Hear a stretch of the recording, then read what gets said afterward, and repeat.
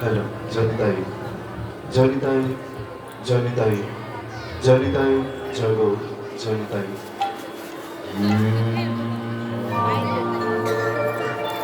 কৃষ্ণ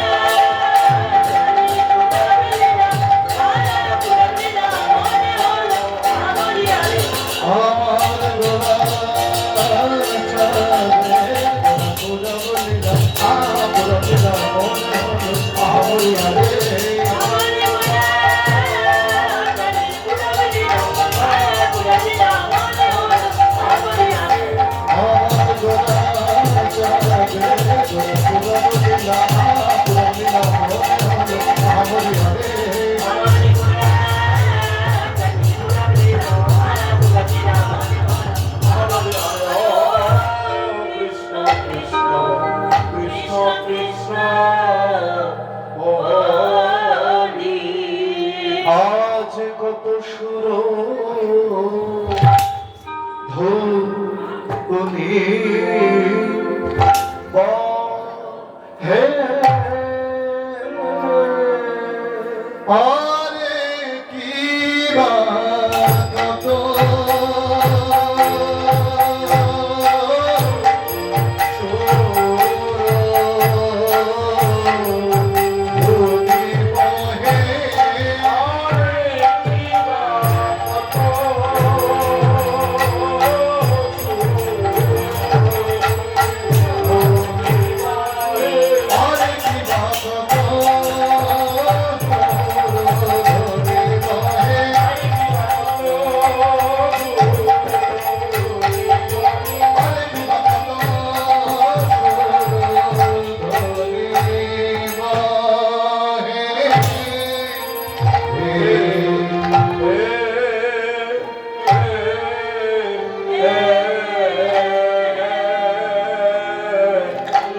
আমার কত শুনো ধ্বনি লবে হরে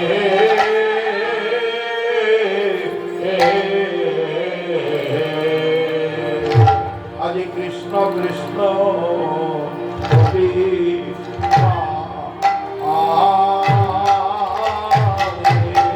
আজ দামোদরে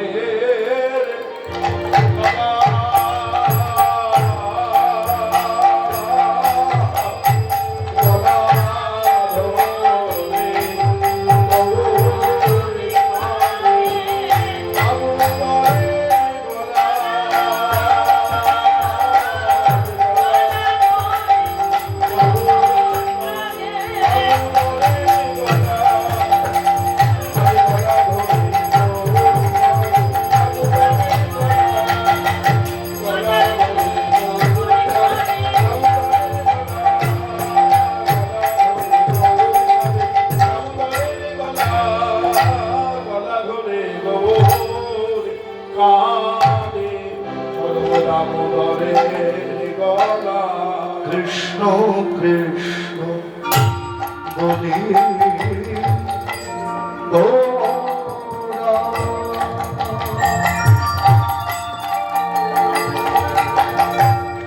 কাদে ঘন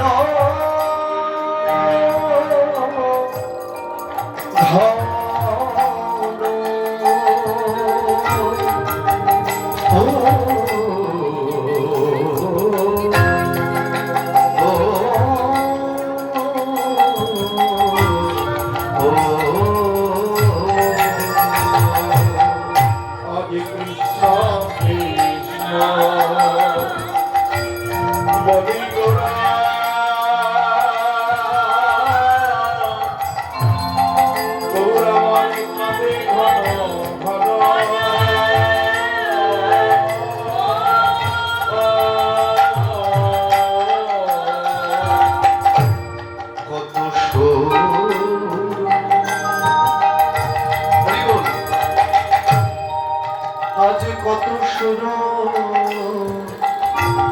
কত সুর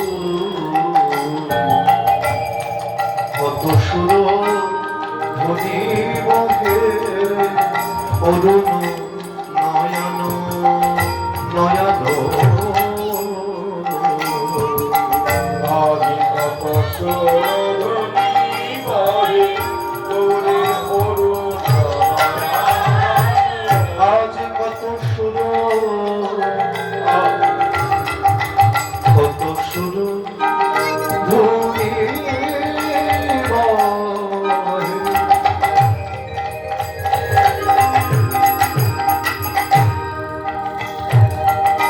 অরুণ নয়ন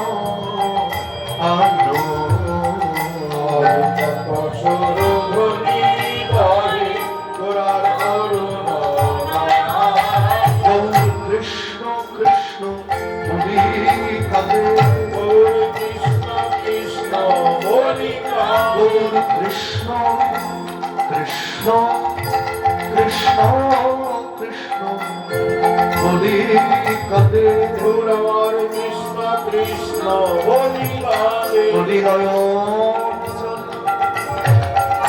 গো ভাষায় গৌর কৃষ্ণ কৃষ্ণ বলি কাঁদে আমি নয়নে জলে বুক ভাষায় কৃষ্ণ কৃষ্ণ বলি কাঁদে আজ নয়ন জলে বুক ভাষায় আজ কৃষ্ণ কৃষ্ণ বলি কাঁদে আমি নয়নে জলে বুক ভাষায় সর্বতম গলে গলা ধরি সর্বতম গলে গলা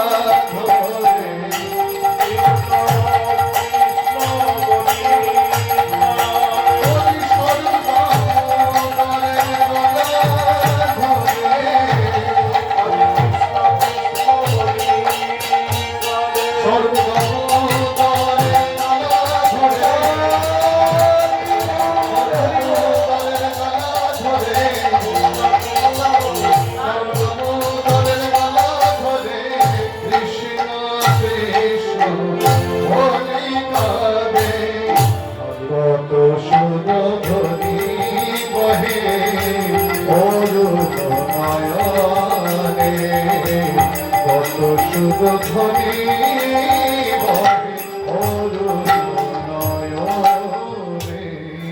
জানি তাই শচীনন্দন গৌরহরি আমার যিনি, নদিয়া নাগরীর মুকুটমালা, গদাধরের পরাণ বধুয়া, সুবাস অঙ্গনে কীর্তন বিনোদিয়া, নরহরির চিত চোরা, সার্বভৌমে চৈতন্য দাতা, হরিদাসের কৃপাকারী, জগাই বাধায় উদ্ধারকারী, যোগী যাকে ধ্যানে পায় না, সাধক যাকে সাধনায় পায় না, সেই ধ্যানাতীত ধন, সেই জ্ঞানাতীত ধন, যিনি জ্ঞানের পরপারে, যিনি অজ্ঞানের পরপারে, আবার যিনি পরপারের পরপারে, সেই প্রেমের ঠাকুর গৌর সুন্দর আমার। যখন কথা বলবো এখন ট্রাই হবে। জয়নি তাই সেই কলিযুগের প্রেম প্রদানকারী, ভক্তি প্রদানকারী, কৃপা প্রদানকারী, ভক্তের কাছে যিনি ভক্ত বৎসল, জ্ঞানীর কাছে যিনি জ্ঞানাতীত, যোগীর কাছে যিনি যোগাতীত, আবার ধ্যানীর কাছে যিনি ধ্যানাতীত, সেই কলিযুগের প্রেম প্রদানকারী শ্রীকৃষ্ণ চৈতন্য মহাপ্রভু আমার। কি করছেন মায়েরা? কৃষ্ণ কৃষ্ণ বলি গোড়া কাঁদে ঘন ঘন, কত সুরধুনি বহে অরুণ নয়ন। গৌরাঙ্গ সুন্দর মহাপ্রভু আজ কৃষ্ণ কৃষ্ণ বলে কাঁদছেন। তবে কার কণ্ঠ জড়িয়ে ধরে মহাপ্রভু কাঁদছেন? তার নাম হচ্ছে স্বরূপ দামোদর গোস্বামী। নবদ্বীপে এত ভক্ত আছে বাবা, যারা মহাপ্রভুর সঙ্গে থাকেন, এত ভক্ত আছে, কিন্তু মহাপ্রভু স্বরূপ দামোদর গোস্বামী কণ্ঠ কেন জড়িয়ে ধরেছেন? খুব মন দিয়ে শুনবে মায়েরা। কেন মহাপ্রভু দামোদর গোস্বামীর কণ্ঠ জড়িয়ে ধরে কৃষ্ণ কৃষ্ণ কৃষ্ণ বলে কাঁদছেন? কে দামোদর গোস্বামী? এই দামোদর গোস্বামী হচ্ছেন যিনি বৃন্দাবন লীলায় ছিলেন ললিতা সখী। রাধারানী যেমন বৃন্দাবনে ললিতা সখীর কণ্ঠ জড়িয়ে ধরে কৃষ্ণ বলে কাঁদতেন, ঠিক তেমনি আজকে নবদ্বীপ লীলায় বৃন্দাবনের রাধারানী হচ্ছেন সেই স্বরূপ দামোদর গোস্বামী। তা মহাপ্রভু আজকে রাধা ভাবে ভাবিত হয়ে দামোদর গোস্বামীর কণ্ঠ জড়িয়ে ধরে রাধার প্রেমরাস সাধন করছেন। এখানে এই দামোদর গোস্বামীর নামটা যে আমি বললাম, এই নামের আগে দেখুন বাবা একটি উপাধি আছে, যে স্বরূপ দামোদর গোস্বামী। মায়েরা, স্বরূপ কাদের বলে? স্বরূপ কিন্তু সবাই হতে পারে না। স্বরূপ বলা হয় সন্ন্যাস নেবার পর 10টি উপাধি আছে। গিরি, পুরী, ভারতী, সরস্বতী, বন, এরকম 10 প্রকার উপাধি আছে। যারা সন্ন্যাস নেবার পর এই 10টি উপাধির মধ্যে যারা একটি উপাধিও গ্রহণ করেন না, তাদেরকে স্বরূপ বলে আখ্যায়িত করা হবে। এবং এখানে আরো আশ্চর্য কিছু কথা বলেছেন, যে সন্ন্যাস নেবার পর যারা গেরুয়া বসন করতেন না, যারা সাদা বসন করতেন, তাদেরকেও স্বরূপ বলা হয়। অনেক বৈষ্ণব বাবাজি আছেন তারা সাদা বসন করেন, আবার অনেক বৈষ্ণব আছেন যারা গেরুয়া বসন করেন। মহাপ্রভু গেরুয়া বসন করতেন সন্ন্যাস নেবার পর। সন্ন্যাস নেবার আগে মহাপ্রভু যে কাপড়টি পরতেন, সাদা কাপড়ের, সাদা কাপড় আর সঙ্গে লাল পাড়, ধবল পাটির জোর দিয়েছে, রাঙা রাঙা পাড় দিয়েছে। হ্যাঁ, তাহলে সন্ন্যাস নেবার পর মহাপ্রভু যে বসনটি করতেন সেটা হচ্ছে গেরুয়া বসন। আবার এই দামোদর গোস্বামী ছিলেন মহাপ্রভুর বন্ধু, মহাপ্রভুর সহপাঠী। মহাপ্রভু যখন সন্ন্যাস নিয়ে চলে গেল, মায়েরা কথা বলো না, যখন মহাপ্রভু সন্ন্যাস নিয়ে চলে গেল, এই দামোদর গোস্বামী, যার আগের নাম ছিল পুরুষোত্তম আচার্য, এই পুরুষোত্তম আচার্য মনে মনে ভাবছেন, আমার বন্ধু নিমাই, আমার বন্ধু গৌর, তিনি সন্ন্যাসী হলো, তাহলে আমি কেন এখনো সংসারে পড়ে আছি? না, বন্ধু যখন সন্ন্যাসী হয়েছে আমি আর সংসারে থাকবো না। পুরুষোত্তম আচার্য তিনি সন্ন্যাস ধর্ম গ্রহণ করে দিলেন। তার নাম হলো কি? স্বরূপ দামোদর গোস্বামী। মহাপ্রভু সঙ্গীত ভালোবাসেন বলে এই দামোদর গোস্বামী সেই দক্ষিণ ভারত থেকে সঙ্গীত শিক্ষা করে মহাপ্রভুকে সঙ্গীত শোনাতেন। এমন ভালোবাসা।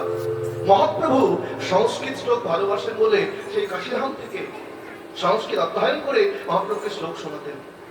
মহাপ্রভু কিন্তু পণ্ডিত ছিলেন, এমনি এমনি তার নাম হয়নি নিমাই পণ্ডিত। তিনি বিদ্যাকে অর্জন করেছেন, বিদ্যাকে জেনেছেন। অনেকে ভাবেন যে আমার টাকা আছে, পড়াশোনা করার কি দরকার, কিন্তু না, পকেটে পয়সা থাকলে হবে না ভাই, বিদ্যাকে অর্জন করতে হবে। চাণক্য তার শ্রীমুখে বলছেন, বিদ্যাৎ পঞ্চ ত্রিপদ পঞ্চ নৈবতুল্যং কদাচন স্বদেশে পূজ্যতে রাজা বিদ্যান সর্বত্রই পূজ্যতে। বলছেন রাজা এবং বিদ্যান কখনো সমান নয়। বিদ্যান কে বাবা? যিনি অনেক লেখাপড়া জানেন, যিনি অনেক শিক্ষিত, এমএ পাস করেছেন, ডক্টরেট করেছেন, পিএইচডি করেছেন। হ্যাঁ, তো বলছেন রাজা এবং বিদ্যান কখনো সমান নয়, কারণ রাজা পূজিত হন তার নিজের দেশে, আর যিনি অনেক লেখাপড়া জানেন, যিনি অনেক শিক্ষিত ব্যক্তি, যিনি বিদ্বান ব্যক্তি, তিনি পূজিত হন সকল দেশে, অর্থাৎ সারা পৃথিবীতে। জ্ঞাতি বিমানটাতে নৈব চারণুপি ননিয়তে দানেন ক্ষয়ং জাতি বিদ্যারত্ব মহাধন। বলছেন মায়েরা, বিদ্যাকে জ্ঞাতিগণ ভাগ করে নিতে পারে না। চোর চুরি করতে পারে না, দান করলে এই বিদ্যা ক্ষয়প্রাপ্ত হয় না, বরং বৃদ্ধি পায়। সেই জন্য বলা হয় বিদ্যারত্ন শ্রেষ্ঠ সম্পদ। রূপ যৌবন সম্পন্না বিশাল গুলো সম্ভবা বিদ্যাহীনা নশবন্তি নির্গন্ধাই বকিংশুকা। বলছেন উচ্চ বংশ জাতি ব্যক্তি, তার অনেক টাকা পয়সা আছে, দোতলা বাড়ি, চিত্রশালী বাজারে দুটো দোকান, কিন্তু সে যদি লেখাপড়া না জানে, সে যদি বিদ্যাকে অর্জন না করে, তাহলে তাকে কিংশুকা বলছেন। কিংশুকা মানে পলাশ ফুল। একটা পলাশ ফুল দেখতে সুন্দর, কিন্তু তার কোনো গন্ধ নাই। সেই পলাশ ফুল আমার মহাপ্রভুর সেবায় কিন্তু লাগে না। তাই সে যতই টাকা পয়সা থাক না কেন, সে যদি বিদ্যাহীনা বা মূর্খ হয়, এই লোক সমাজে সে কোনো সম্মান বা সমাদর কিন্তু পায় না। মহাপ্রভু পণ্ডিত ছিলেন, বাল্যকালে তিনি ছিলেন নিমাই, যৌবনকালে তিনি হলেন গৌরাঙ্গ, আর সন্ন্যাস নেবার পর তিনি হলেন শ্রী চৈতন্য। অনেকের একটা ভুল ধারণা আছে। ভুল ধারণাটি হলো, অনেকে বলে যে মহাপ্রভু নাকি নিম গাছের তলায় জন্মগ্রহণ করেছে বলে তার নাম নিমাই। অনেকেই বলেন যে নবদ্বীপে গেলেই দেখবে যেখানে সচিমায়ের বাড়ি, তোমরা তো নদীয়ার মানুষ, আমার থেকে তোমরা ভালো জানবে, সচিমায়ের বাড়ি গেলে দেখতে পাবে নিম গাছ আছে, আছে না মা? অনেকেই বলে মহাপ্রভু নিম গাছের তলায় জন্মেছেন বলে তার নাম নিমাই, কিন্তু এটা ভুল। নিম গাছের তলায় জন্মগ্রহণ করেছেন বলে তার নাম নিমাই নয়। তাহলে যদি জাম গাছের তলায় জন্মগ্রহণ করত, তাহলে কি যেমন নিম গাছের তলায় কেন জন্মগ্রহণ করেছেন, নিমাই কেন নাম রাখা হয়েছে তোমাদের বলে দিচ্ছি। প্রথম মা শচী দেবীর 8টি গর্ভ নষ্ট হয়ে যায়, নবম গর্ভে এলেন বিশ্বরূপ, এবং দশম গর্ভে এলেন আমাদের কলিযুগের ভগবান শ্রীকৃষ্ণ চৈতন্য মহাপ্রভু। তাই নিম হচ্ছে তিতো, জমের দুয়ারে তিতো দেওয়ার জন্য মা নাম রাখলেন নিমাই। তাই বাল্যকালে তিনি নিমাই ছিলেন, কিন্তু খুব দুষ্ট ছিল। কুমারী মেয়েরা, নদীয়ার মায়েরা যখন শিব পূজা করতে যেত, নিমাই তাদের পেছন পেছন সেখানে যেত, আর সেখানে গিয়ে সেই ফুল বেল পাতা সবকিছু গঙ্গার জলে ভাসিয়ে সন্দেশ, নারকেল নাড়ু, মিহিদানা, কলা পাতা, মিষ্টি মিষ্টি আম সব নিজে নিজে খেত। আর ছোট্ট নিমাই হেসে হেসে বলতো, ও সুন্দরী মেয়েরা, কি গো তোমরা এত সুন্দর করে সেজে গুজে কার পূজা দিচ্ছ? হ্যাঁ গো, কার পূজা করছো তোমরা? ওই বুড়ো শিবের। শোনো, ওই বুড়ো শিবের পুজো দিলে তোমরা কিন্তু বুড়ো বুড়ো স্বামী পাবে। তোমরা ওই বুড়ো শিবের পুজো দিও না, তোমরা আমাকে পূজা দাও, কারণ আমাকে পূজা দিলে একজন কৃষ্ণ ভক্ত স্বামী পাবে। গৌর লীলার তুল্য লীলা আর কি কোথাও আছে? সকল লীলা হার মেনেছে এই গৌর লীলার কাছে। সকল তীর্থের সার জগন্নাথ ক্ষেত্র, সকল সাধনার সার সুনির্মল চিত্ত, সকল পূর্ণের সার অন্ন বস্ত্র দান, সকল পুরাণের সার হরি গুণগান, সকল কর্মের সার নিষ্কাম কামনা, সকল ধর্মের সার হিংসা ধর্ম মানা, সকল পক্ষের সার গরুর মহাপক্ষ, সকল বৃক্ষের সার তুলসীর বৃক্ষ, রাক্ষস কুলের মধ্য সার রন্ধাদরতন, সেই সার সেই জন হরিপরায়ণ। তাই মহাপ্রভু কবে জন্মগ্রহণ করেছেন সেটাও জানতে হবে। মহাপ্রভু জন্মদিন কবে মায়েরা আমরা জানি তো? দোল পূর্ণিমার দিন, তাই তো? তাহলে তিথিটা আমরা একটু জেনে নিই ছোট করে। ফাল্গুন পূর্ণিমা তিথি, নক্ষত্র ফাল্গুনি। ফাল্গুন পূর্ণিমা তিথি, নক্ষত্র ফাল্গুনি। ফাল্গুন পূর্ণিমা তিথি। মনিটরটা কমে যাচ্ছে দাদা, মনিটরটা থাকছে না এখন। যখন গান করছি শুনতে পাচ্ছি না। ফাল্গুন পূর্ণিমা তিথি, নক্ষত্র ফাল্গুনি। ফাল্গুন পূর্ণিমা তিথি, নক্ষত্র ফাল্গুনি। শুভক্ষণে জন্ম নিল গৌর গুণমণি। আর শুভক্ষণে জন্ম নিল গৌর। জয় জয় কলরব নদিয়া নগরে, গৌরহরি জন্ম নিল সচির উদরে। জয় জয় কালরাম নদিয়া নগরে, গৌরহরি জন্ম নিল সচির উদরে। জয় জয় কলরব নদিয়া নগরে,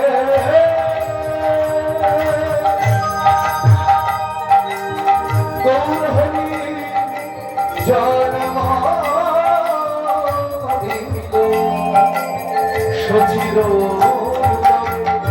জয় জয় কালরাম নদিয়া নগরে, গৌরহরি জন্ম নিল সচির উদরে। আজ ভগবানের জন্ম হলো, ভগবানের জন্ম হলো, ভগবানের জন্ম হলো। তুমি অনন্ত ডুবে গেল, ভগবানের জন্ম হলো। অনন্ত ডুবে গেল, ভগবানের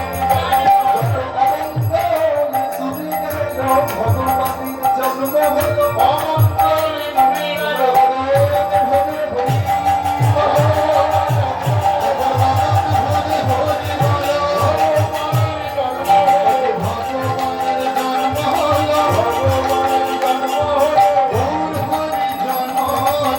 সচির যুগরে আমার হরি জন্ম নিল সচির উদরে।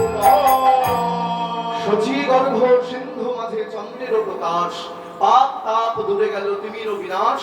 অকালঙ্ক পূর্ণ চন্দ্র দিল দর্শন, সকালঙ্ক চন্দ্রের আর কি বা প্রয়োজন। মহাপ্রভু জন্মগ্রহণ করলেন মায়েরা। ভগবান শ্রীকৃষ্ণ জন্মগ্রহণ করেছেন কবে? মায়েরা কথা বললো না, আস্তে একটু সামনে চেপে এসো, কথা বললো না। ভগবান শ্রীকৃষ্ণ জন্মগ্রহণ করেছেন আমরা সবাই জানি জন্মাষ্টমী তিথিতে। রাধারানী কবে জন্মগ্রহণ করেছেন মায়েরা? সেটাও আমরা জানি কবে? রাধা অষ্টমী তিথিতে। তাহলে মহাপ্রভু কেন পূর্ণিমা এল? তিনিও তো অষ্টমীতে আসতে পারতেন, কারণ তিনিও তো কৃষ্ণ। তা তিনি কেন পূর্ণিমা এলেন? এইবার তোমাদের বলে দিচ্ছি। ভগবান শ্রীকৃষ্ণ জন্মাষ্টমীতে এসেছেন মানে ৮, রাধারানী রাধাষ্টমীতে এসেছেন মানে ৮। ৮ আর কত হয়? ১৬। যেদিন ১৬ কলা পূর্ণ হয়ে গেল, ওই দোল পূর্ণিমায় মহাপ্রভু রাধা কৃষ্ণ মিলিত তনু একসঙ্গে নেমে এলেন। কোথায় এলেন? যেখানে আজকে আমি দাঁড়িয়ে আছি। তোমরা ভাগ্যবান মায়েরা, তাই তোমাদের চরণে রইল আমার কোটি কোটি দণ্ডবত প্রণাম। তোমরা হচ্ছে নদিয়ার মানুষ। হ্যাঁ, শুধু নদিয়া নয়, সোনার নদিয়া। আর মহাপ্রভু যখন এলেন বাংলার 1407 শতাব্দে 23শে ফাল্গুন, আর ইংরেজির 1486 খ্রিস্টাব্দের 18ই ফেব্রুয়ারি, সেদিন কিন্তু আকাশের চন্দ্র মুখ লুকিয়েছিল। সেদিন ছিল চন্দ্রগ্রহণ। আমরা সবাই জানি আকাশের চন্দ্রের একটা অহংকার ছিল যে আমার মতো সুন্দর মনে হয় এই জগতে আর কেউ নাই। কিন্তু ওই চন্দ্র যেদিন আমার গৌর চন্দ্রকে দর্শন করতে এলো, সেদিন কিন্তু আকাশের চন্দ্রের অহংকার করে চলে গেল। যে মহাপ্রভুর রূপের কাছে গৌর চন্দ্রের সঙ্গে আকাশের চন্দ্রের কোনো তুলনা হয় না। আকাশের চন্দ্র তুচ্ছ। সেজন্য রূপের একটা পদে আছে যে পরিদর্শনক্ষ রূপ ধরি। হ্যাঁ, তা সেই চন্দ্রদেব 10টি টুকরো হয়ে গৌরহরির নখপদ্মে বিরাজ করলো। আকাশের চন্দ্র হচ্ছে 15 কলা। 15 কলাটি কি? দশমী, একাদশী, দ্বাদশী, ত্রয়োদশী, চতুর্দশী, পূর্ণিমা, অমাবস্যা, প্রতিপদ, দ্বিতীয়া, তৃতীয়া, চতুর্থী, পঞ্চমী, ষষ্ঠী, সপ্তমী, অষ্টমী, নবমী। কত হলো এই পর্যন্ত? 15। তাহলে আর এক কলা কোথায়? এই 15 তো পেলাম, তাহলে আমরা 16 কলা বলি। আর এক কলা হচ্ছে শিব ঠাকুরের মাথায়। আকাশের চন্দ্র এত সুন্দর দেখতে ছিল বাবা, তিনি দক্ষ রাজার 60টা কন্যার মধ্যে 27টা কন্যাকে একাই বিয়ে করে ফেললেন। তা মনে মনে ভাবলো যে আমি এত সুন্দর দেখতে, আমার 27টা স্ত্রী আর ঘরে 27 জন স্ত্রী থাকতেও ওই চন্দ্রদেব, তিনি তার গুরুদেব, চন্দ্রদেবের গুরুদেবের নাম হচ্ছে গুরু বৃহস্পতি। সেই বৃহস্পতির স্ত্রী হচ্ছেন তারা। তাই সেই চন্দ্র যেই গুরুপত্নী তারাকে হরণ করেছেন, গুরুদেবের কাছে একবার হাতে নাতে ধরা পড়ে গেছে। গুরুদেব বলছেন, ছি ছি ছি ছি চন্দ্রদেব, তুমি দেখতে সুন্দর বলে তোমার ঘরে 27টা বউ আছে আর 27টা স্ত্রী থাকা সত্ত্বেও তোমার গুরুমা গুরুপত্নীকে তুমি হরণ করেছো, তোমাকে অভিশাপ দিলাম। আজ থেকে তোমার এই রূপ, আজ থেকে তোমার এই যৌবন আর থাকবে না। সেই জন্য বাবা আকাশের চন্দ্র কিন্তু ক্ষয় হয়ে যায়। যখন পূর্ণিমা আসে আমরা দেখতে পাই পূর্ণ চন্দ্র, 16 কলায় পূর্ণ দেখতে পাই। যখন অমাবস্যা আসে আমরা কিন্তু আর দেখতে পাই না। কেন?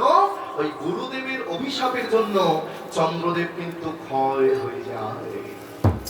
তাই চন্দ্রের সঙ্গেও আমার গৌরহরির কোন রূপের তুলনা হয় না। যদ্বৈতং ব্রহ্ম পরিশোধিত দুঃখস্তনুভা ন চৈতন্য কৃষ্ণ জগতি পদতত্ত্ব পরমিহ। বলছেন কোটি কোটি ব্রহ্মাণ্ডে যে ব্রহ্মের বিভূতি, সেই বিভূতি হয় আমার গৌরাঙ্গ সুন্দরের অঙ্গকান্তি।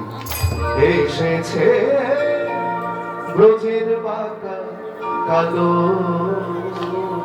সখা দেখবি, চলো যাই নদিয়ায়, চলো যাই নদিয়ায়।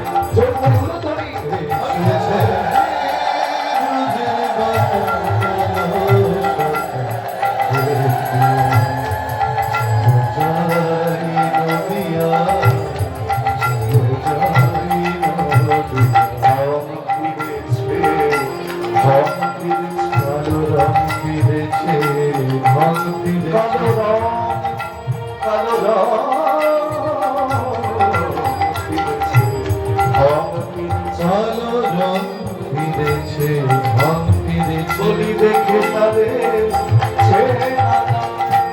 এসেছে ব্রজের বাঁকা কালো সখা দেখিয়া, চলো যাই নদিয়ায়, চলো যাই নদিয়ায়। ও তার কালো বরণ নাম, এখন তার কালো বরণ না, এখন আর কালো বরণ নাই, এখন তার কালো বরণ না। দেখো না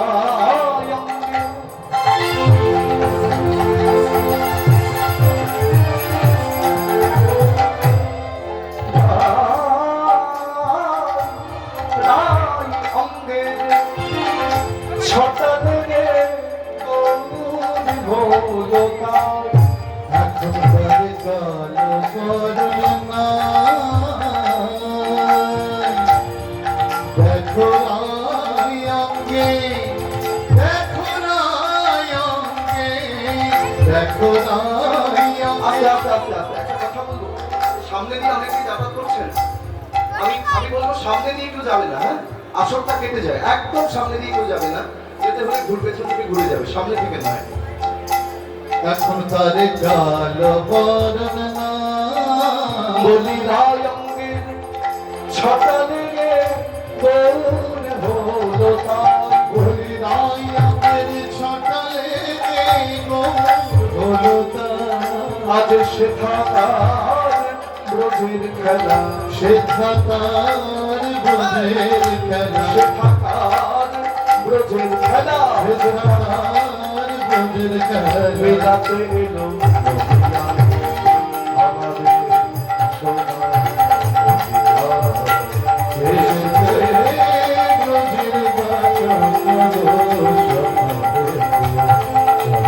নদীর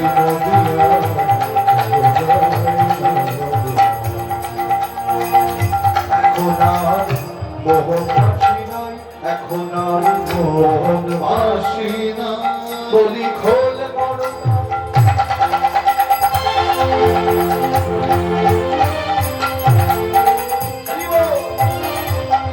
ও দেখো খোল করতা সঙ্গে ধুলাই গড়ি যায়। এখনকার মোহন বাসিনা দেখো ফুল কর তার সঙ্গে লয়ে ধুলাই গড়ি যায় ভুবন উদ্ধারে তবে খালাস হইবে না আমাদের এসেছে নদীর বাঁকা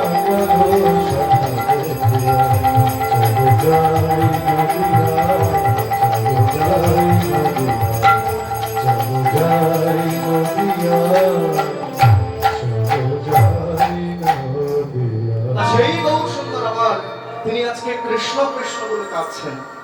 কৃষ্ণ কৃষ্ণ দলি গোড়া কাঁদে ঘন ঘন, কত সুরধুনি বহে অরুণ নয়ন। মহাপ্রভু কৃষ্ণ কৃষ্ণ বলে কাঁদছেন বাবা, কখনো রাধা বলে কাঁদছেন। রাধা ভাব হরিভক্তি জীবের নিস্তার, তিনবাঞ্ছা পুরাইতে আমার গৌর হলেন অবতার। তার ভাব কিন্তু আজকে কিছুই বোঝা যাচ্ছে না। মহাপ্রভু যখন সেবা সঙ্গরে কীর্তন করতেন সকলেই মহাপ্রভু নয়নের জলে ভাসতেন, কিন্তু যারা ভাসতেন না, যাদের চোখ থেকে জল পড়তো না, মহাপ্রভুর জল, এটা আমার মুখের কথা নয়, এটা চৈতন্য চরিতামৃত গ্রন্থে বলছে, মহাপ্রভুর চোখের জল পিচকারির মতো তাদের কাছে গিয়ে তাদেরকেও কিন্তু ভাসিয়ে দিত। সুগন্ধি চন্দন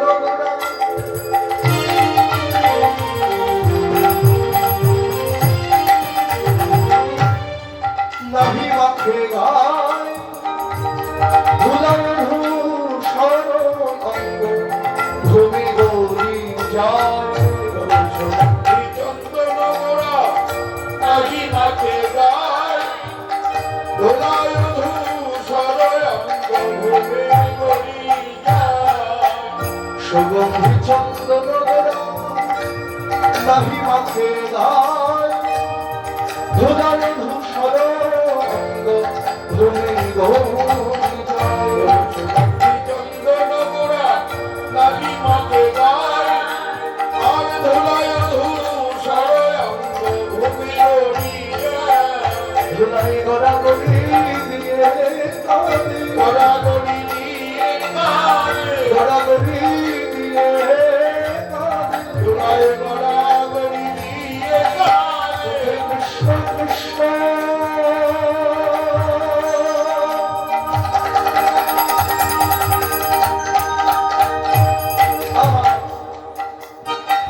আজ কৃষ্ণ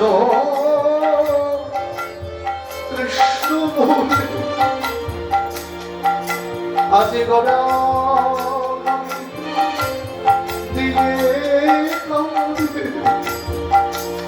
মুখে কৃষ্ণ কৃষ্ণ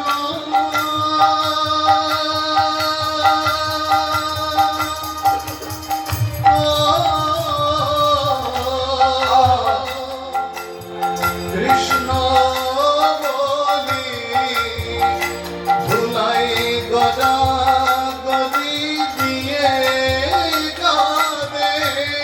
বলি কোথায় কৃষ্ণ, কোথায় কৃষ্ণ,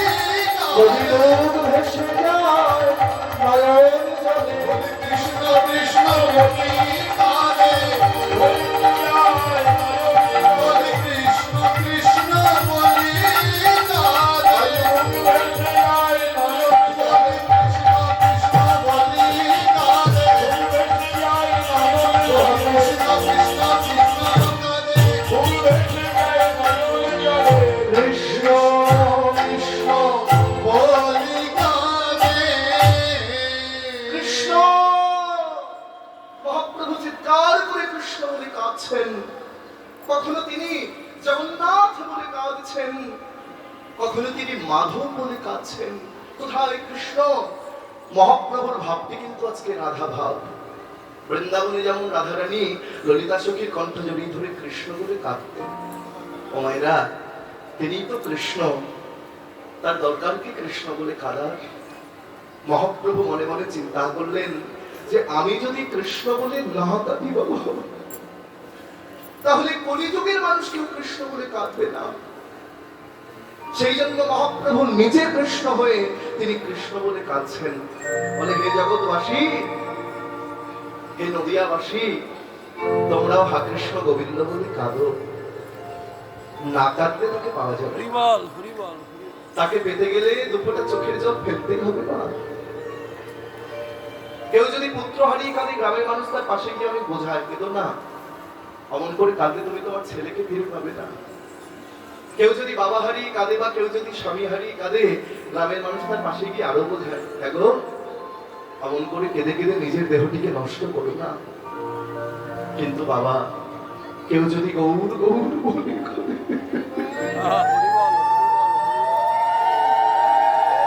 কেউ যদি কৃষ্ণ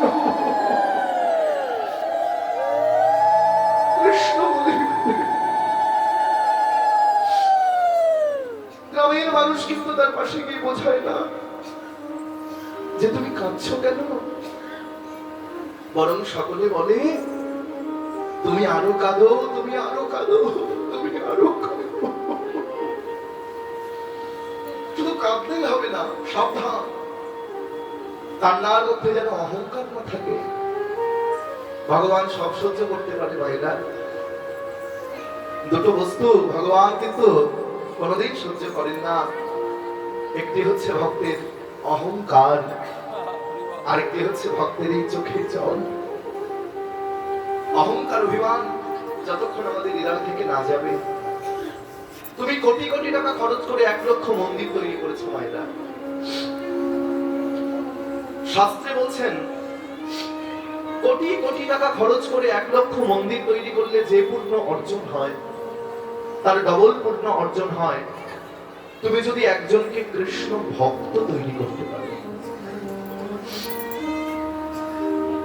সকালবেলা ঘুম থেকে ওঠার পর 1 লক্ষ বার গঙ্গায় স্নান, 1 লক্ষ বার তীর্থ ভ্রমণ করলে যে পূর্ণ হয়, একজন বৈষ্ণবকে দর্শন করলে, একজন ভক্তকে দর্শন করলে তার ডবল পূর্ণ অর্জন হয়ে যায়।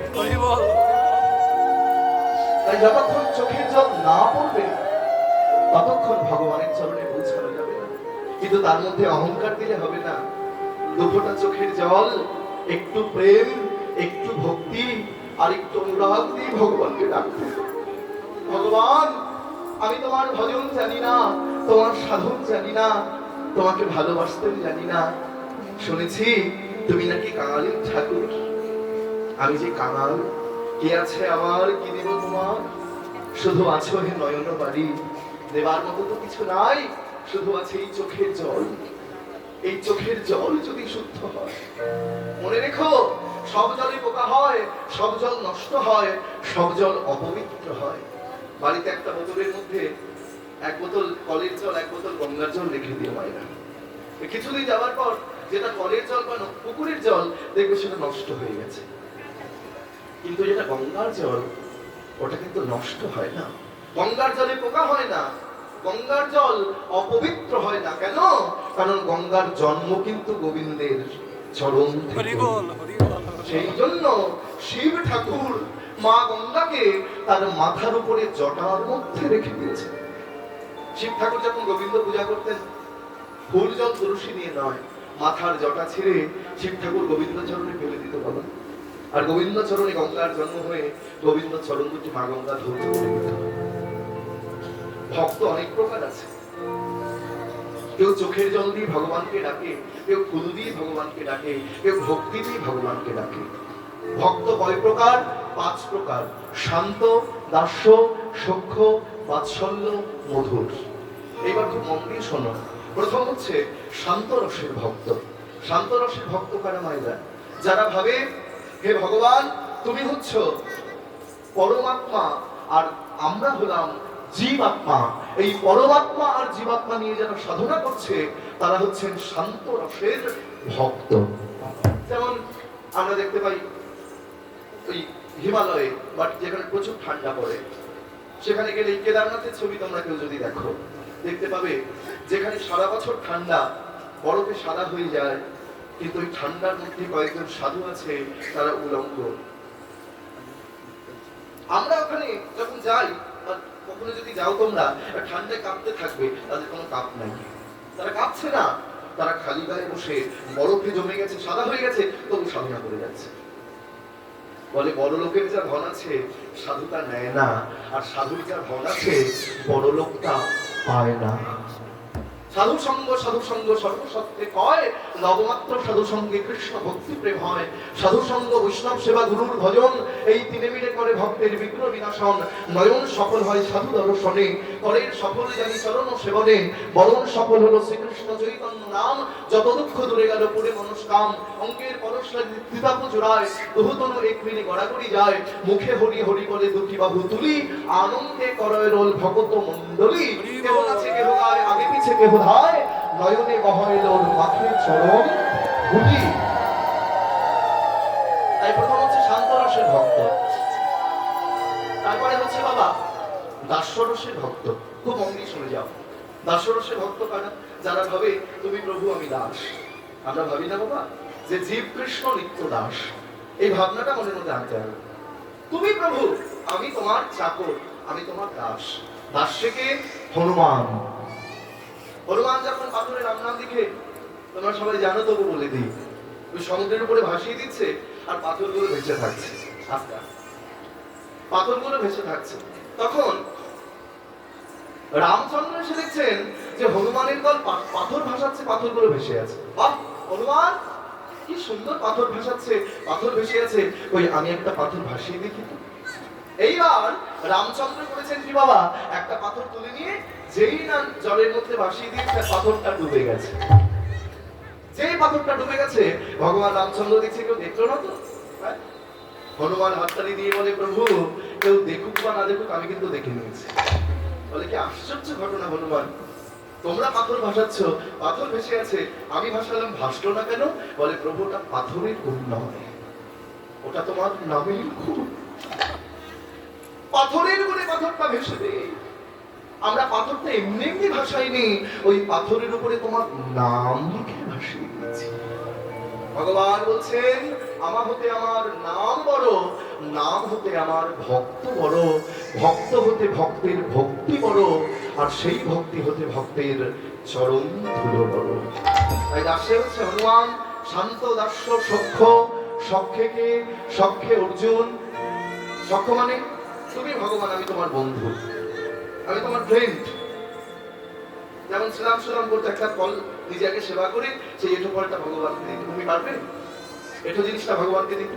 ওই এঁঠো জিনিসটা যেদিন ভগবানকে দিতে পারবে, সেদিন ভাববে আমি সত্যি সত্যি ভগবানের বন্ধু হয়ে গেছি। সখ্যে হচ্ছেন অর্জুন। তাহলে শান্ত দাস্য সখ্য। এইবার হচ্ছে বাৎসল্য।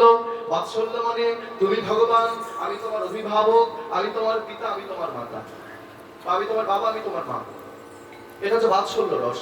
তাহলে মায়েরা, বাৎসল্য রসের শ্রেষ্ঠ ভক্তকে, বাৎসল্য রসের শ্রেষ্ঠ ভক্ত হচ্ছেন আমাদের মা যশোমতী। এইবার হচ্ছে মধুর রস। মধুর রস মানে তুমি ভগবান, আমি হলাম তোমার প্রিয়তম বা প্রিয়তমা, তোমার প্রেমিক বা তোমার প্রেমিকা, এই ভাবটা টানতে হবে। তাহলে মধুর রসের শ্রেষ্ঠ ভক্ত হচ্ছেন রাধারানী। কিন্তু বাবা এই পাঁচটি রসের মধ্যে মধুর রসকে শ্রেষ্ঠ বলছেন, খুব ভালো করে বুঝবে মাইলা। তবে মায়ের প্রেমটাকে আগে নয়, এখানে তো মায়ের প্রেমটাকে আগে আগে করতে পারতো, কিন্তু মা রাধারানীর পরে মায়ের জায়গা, আগে মায়ের জায়গা নয়। কেন? কারণ মায়ের প্রেমটা হচ্ছে বাৎসল্য প্রেম, রাধারানীর প্রেমটা হচ্ছে মধুর প্রেম। রাধারানী শীতেতে সিঁদুর পরছেন, সেটাও ভগবান গোবিন্দের জন্য। চরণে আলতা পরছেন, সেটাও ভগবানের জন্য। রাধারানী যেটাই করবেন সেটাই ভগবানের সেবায় লেগে যাবে। সেই জন্য এখানে মধুর রসকে শ্রেষ্ঠ বলে আখ্যায়িত করা হলো। তাই মহাপ্রভু আজকে কৃষ্ণ কৃষ্ণ বলে কাঁদছেন না, ওই নবদ্বীপের ধুলায় মহাপ্রভু গোড়াগড়ি দিচ্ছেন। সুগন্ধি চন্দন গোড়া নাহি মাখে গায়ে, ধুলয় ধূসর অঙ্গ ভূমি। মহাপ্রভু গড়াগড়ি দিয়ে কি করছেন বাবা? মানে লিন মুখ মাধে মাধে বলিল মুখ মাধে কিছুই না এই ভাই মাধে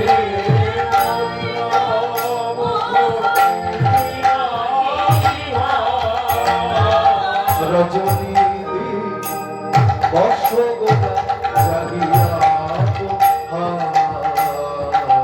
রজনী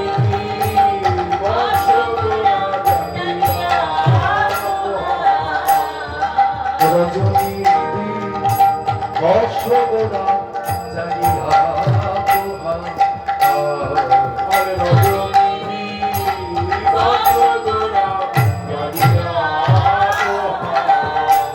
আজ মলিন হলো আজ কৃষ্ণ বলে কেঁদে কেঁদে মলিন হলো গোবিন্দ বলে কেঁদে কেঁদে মলিন হলো রজনী মানে মলিন কিছুই নাহি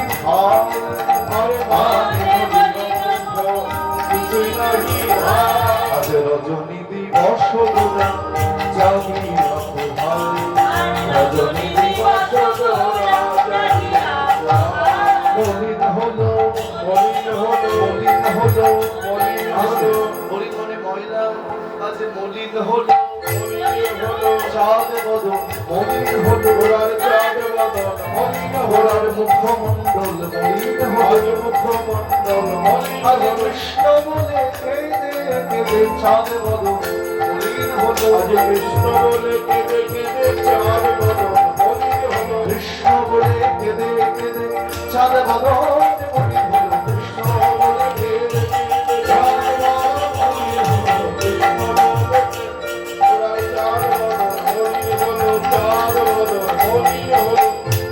রজনী দিবস গোরা জাগিয়া পোহায় রজনী দিবস গোরা বলছেন মানে মলিন কিছু নাকি ভাই কি বলছে মা? মানে মলিন মলিন মানে ময়লা। গৌরহরি আজকে কৃষ্ণের উপর অভিমান করে মান করে বসেছেন। মানে মলিন গৌরহরির সাববদনটি আজকে ময়লা হয়ে গিয়েছে। কিছুই নাহি ভাই মানে গৌরহরির আজকে কিচ্ছু ভালো লাগছে না। রজনী দিবস গোরা জাগিয়া পোহায় অর্থাৎ রজনী মানে রাত্রি, দিবস মানে দিন। রাত্রি আর দিন গৌরহরি না ঘুমিয়ে না খেয়ে না সেবা করে তিনি বসে আছেন। কখনো তিনি কাঁদছেন, কখনো তিনি হাসছেন, কখনো অশ্রু, কখনো কম্প, কখনো পুলক। অষ্টসাত্ত্বিক ভাবে বিকার হয়েছে মহাপ্রভুর। তা মহাপ্রভু আজকে বসে আছেন কিন্তু ঘরে চমকে চমকে চমকে চমকে উঠছেন। ক্ষণে চমকিত অঙ্গ ধরণী না যায়, ক্ষণে চমকিত ধরণী না যায়, ক্ষণে চমকিত অঙ্গ ধরণী না যায়, ক্ষণে চমকিত অঙ্গ ধরণী না যায়। মনে রসগোলা চাঁদ বাসু ঘষে গায়, মনে রসগোলা চাঁদ বাসু ঘষে গায়, মনে রসগোলা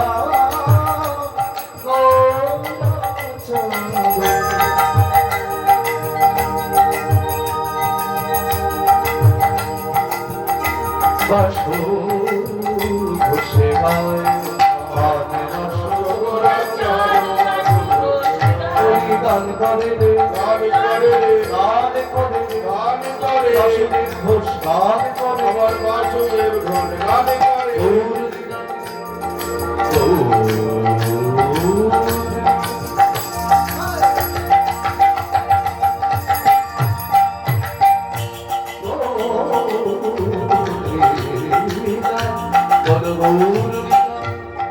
দর্শন করে বাসুদেব ঘোষ গান করে রে লীলা দর্শন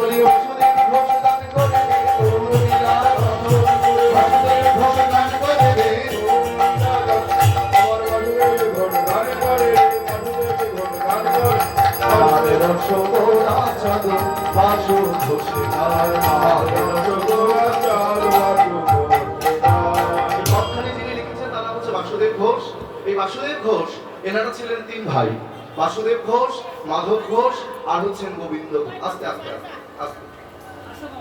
বাসুদেব ঘোষ, মাধব ঘোষ, গোবিন্দ ঘোষ। মাধব ঘোষ ছিলেন সকলের বড়, তারপরে গোবিন্দ ঘোষ, তারপর বাসুদেব ঘোষ। মাধব ঘোষ মহাপ্রভুর সপার্ষদ ছিলেন, হ্যাঁ। তারপরে গোবিন্দ ঘোষ, যার জন্য ভগবান পিণ্ডদান করেছেন, গোবিন্দ ঘোষের অগ্রদীপের গোপীনাথ আমরা সবাই জানি। আর তারপরে হচ্ছে এই বাসুদেব ঘোষ, ইনি কে ছিল? এখানে কোনো ঘোষ আছে নাকি? আছে ঘোষ? যাদের নেই কোনো দোষ। তাই তোমাদের দলের লোক বাসুদেব ঘোষ, শুনে নাও। ইনি ছিলেন গৌরাঙ্গ লীলার রিপোর্টার, মানে সাংবাদিক। আমরা ছবিতে বা টিভিতে দেখতে পাই প্রধানমন্ত্রী, মুখ্যমন্ত্রী যেখানেই যাক না কেন তার সঙ্গে কারা যায়? রিপোর্টার বা সাংবাদিক চলে যায়। কারণ তারা কি করছে, কোথায় যাচ্ছে, সবকিছু আমাদের সাংবাদিকরা জানিয়ে দেয়। ঠিক তেমনি ভাইরা মনে রেখো, আমাদের গৌরাঙ্গ লীলার রিপোর্টার বা সাংবাদিক হচ্ছেন এই বাসুদেব ঘোষ। আর মহাপ্রভু যেখানে যেতেন এই বাসুদেব ঘোষ মহাপ্রভুর সঙ্গে সেখানে গিয়ে ভাবলা তার অন্তরালে দাঁড়িয়ে লেখনী হাতে নিয়ে পদ রচনা করতেন। তাই আজও মহাপ্রভুর সেই লীলা মাধুর্য রস দর্শন করে বাসুদেব ঘোষ কলম দিলেন, খরে চমকিত অঙ্গ ধরনে না যায়, ধরনে না যায়, মানে দর্শন গোড়াচা গো বসুধোষে আজ বাসু ঘোষে Thank